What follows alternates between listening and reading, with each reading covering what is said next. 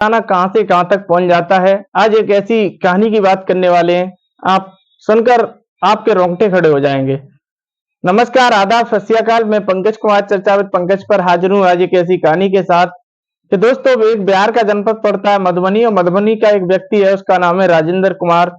राजेंद्र कुमार अपनी पढ़ाई पूरी करने के बाद में वो है फौज की भर्ती के लिए 3 बार अप्लाई करता है, मगर उसका उसमें सिलेक्शन नहीं हो पाता है। दोस्तों, परिवार में 3 बहन शादी के लिए होती हैं।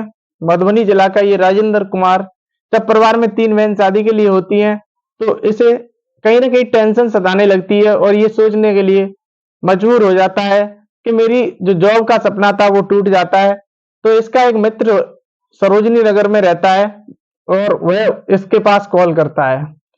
राजेंद्र के पास इसका जो मित्र था वो सरोजनी नगर वाला जब कॉल करता है और राजेंद्र उर्फ राजेश से कहता है, क्यों ना आप सरोजनी नगर आ जाएं और मैं आपकी यहाँ पर जॉब लगवा दूंगा। दोस्तों, जब राजेश से यह बात कहता है, सरोजनी नगर में राजेश पहुंच जाता है और अपनी आंखों में सपना सजा लेता है कि मैं अपनी जॉब से अपनी बहन की शादी करूंगा और अपना घर बनाऊंगा।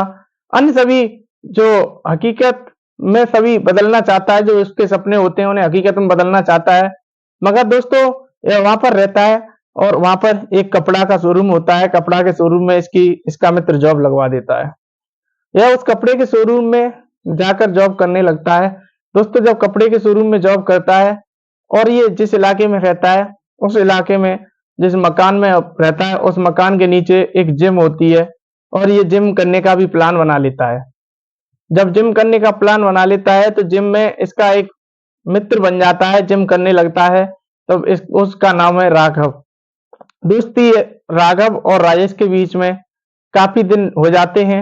जब काफी दिन बीत जाते हैं तो राघव एक दिन राजेश से कहता है, क्या आपका जो रुपए शोरूम से मिलते हैं उससे खर्चा चल जाता है? आपकी बहन भी शादी के लिए है, आप क्यों ना कोई बड़ा कार्य करें, उससे आपकी बहन की शादी भी अच्छे से हो जाए और आपका खर्चा भी अच्छे से चले। दोस्तों, जब ये राजेश को उसका मित्र राघव कहता है और राघव उसका ब्रेन वॉश करने लगता है और राघव उसे बड़े बड़े सपने दिखाने लगता है। राघव उससे कहता है, क्यों ना आप दिल्ली का एक इलाका पड़ता है, उस इलाकों में पुरुष वेश्या बन जाएं और पुरुष वेश्या बनकर एक अच्छा पैसा पैदा करें, जिससे कि आप अपनी बहन की शादी भी कर सकें और अपना खर्चा भी अच्छे से चला सकें और जो आपके सपने हैं वो भी साकार कर सकें। जब राजेश को ये बात पता चलती है, राजेश को ये बात ब्रेन वॉश करता है। राजेश पहले तो इस काम को करने के लिए मना कर देता है। राजेश जब राघव से मना करता है, फिर सोचता है कि मेरे जो सपने हैं वो इस जॉब से, शोरूम की जो जॉब है, इससे तो पूरे होने वाले नहीं है। क्यों ना राघव की बात मैं मान लूं और राघव के द्वारा जो बात बताई गई है, राघव जो काम करवाना चाह रहा है मुझसे, उससे पैसा भी अच्छा आएगा और मैं आराम से अपने सारे सपने और जो सारे मेरे शौक हैं पूरे कर सकता हूं और अपनी बहन की भी शादी आराम से दोस्तों कर सकता हूं।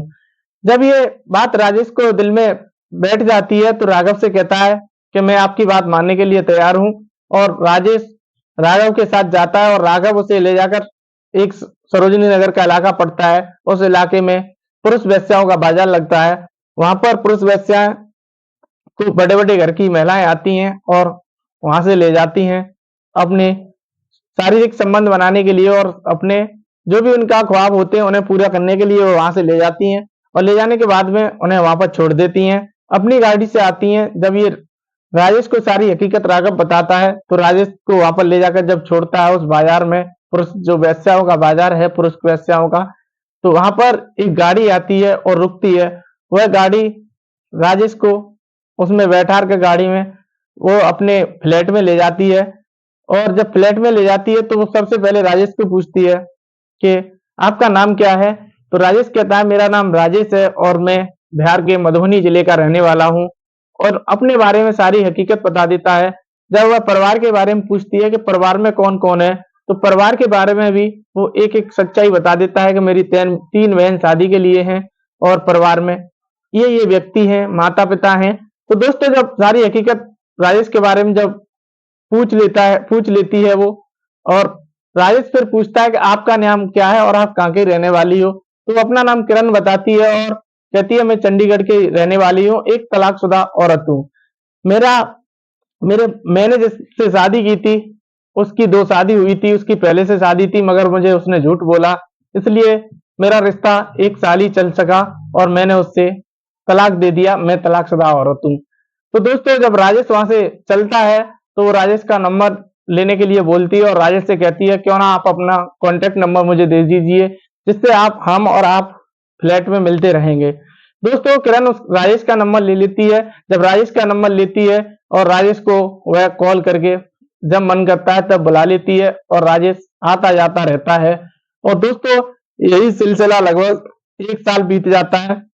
जब 1 साल बीत जाता है तो एक दिन किरण कॉल करती है और राजेश से कहती है कि मुझे आपसे कुछ जरूरी काम से उस रेस्टोरेंट में मिलना है। दोस्तों, जब राजेश आता है और उस रेस्टोरेंट में ये लोग मिलते हैं, मिलने के बाद ये जो किरण की हकीकत होती है वो किरण सारी राजेश के सामने रख देती है और बोल देती है कि मैं आपसे शादी करना चाहती हूँ। और सबसे पहले उस रेस्टोरेंट के अंदर ये खाना खाते हैं, बढ़िया से सब जो जो खाना होता है ये खा लेते हैं। दोस्तों, जब ये सारी सच्चाई किरण राजेश के सामने रख देती है कि मुझे आपसे शादी करनी है, आप अपने परिवार वालों को बुला लीजिएगा और मैं अपने परिवार वालों को बुला लूंगा। दोस्तों, जब ये लोग पहली बार मिलते हैं तो फ्लैट में लेकर आती है, तो सबसे पहले लोग आपस में बातें करते हैं, बातें करने के बाद शारीरिक संबंध बनाते हैं। शारीरिक संबंध बनाने के बाद ये धीमे धीमे रिश्ता इतना बढ़ता जाता है कि किरण और राजेश आपस में शादी करने का निर्णय ले लेते हैं। जब शादी करने का निर्णय ले लेते हैं तो सब वह जो तलाकशुदा किरण थी वो अपने घर वालों को इंफॉर्मेशन करती है और घर वालों को सूचना देती है और राजेश भी अपने घर वालों को सूचना देता है। दोनों को सूचना देकर वह दिल्ली बुला लेते हैं। जब दिल्ली आ जाते हैं वह दोनों परिवार के लोग और दिल्ली आने के बाद वह शादी कर लेते हैं। उस शादी के बाद में लगभग उनकी शादी को 8 से 10 साल हो चुकी हैं। उन पर 8 साल का एक बेटा भी है। दोस्तों, वह दोनों लोग शादी कर लेते हैं। पुरुष वैश्या कोटा से एक व्यक्ति की मुलाकात किरण से होती है और किरण उसी व्यक्ति से शादी कर लेती है। एक डरता झिझकता लड़का, पढ़ने वाला, 3 बार किसी एग्जाम में पास न होने के कारण उसे ये कार्य पैसा कमाने के लिए करना पड़ा और वह प्यार इस कदर बढ़ जाता है कि वह उसी से शादी कर लेता है और दोनों एक सुखी जीवन जीते हैं। दोस्तों, यह वीडियो मेरे बनाने का उद्देश्य किसी को ठेस पहुंचाना या किसी की भावनाओं को ठेस पहुंचाना या किसी के बारे में गलत कमेंट करना नहीं है। सिर्फ यह वीडियो बनाने का उद्देश्य आपको सतर्क करना, आपको पहले से पहले सतर्क करना है। दोस्तों, आप अपनी राय कमेंट बॉक्स में जरूर दें। धन्यवाद।